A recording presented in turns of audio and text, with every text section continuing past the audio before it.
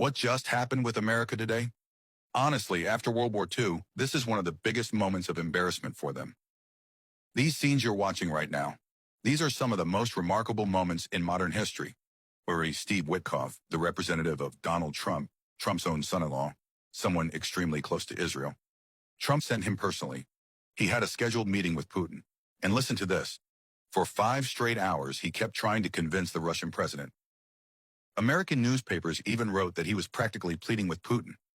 For 5 whole hours, they pressed him, "Please finalize the Ukraine deal.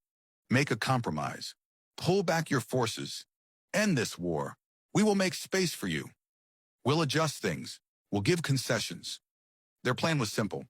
After the meeting with Putin, they would go to Ukraine, then Europe, France, and other countries to announce a major breakthrough. But what Putin did with them? American newspapers wrote a headline saying Putin basically told the entire delegation, "Pack your bags, time to leave." Now, obviously, diplomatic conversations don't use such direct language. This was the American media dramatizing it, but the message was clear. The answer was no.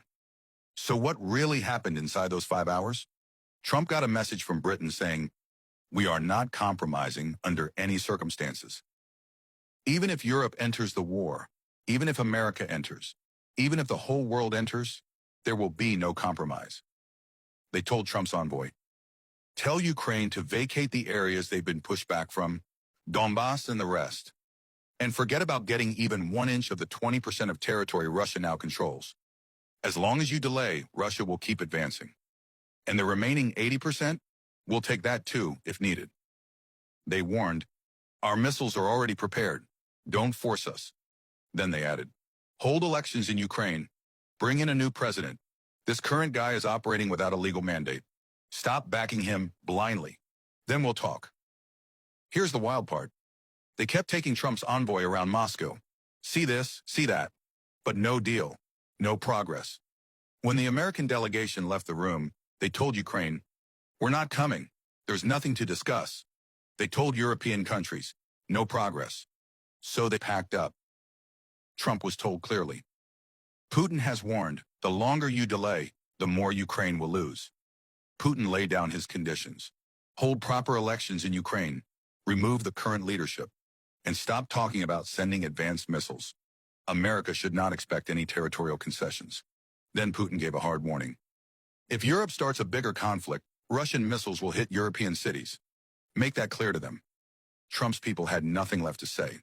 And the American media openly wrote, for 5 hours they tried everything.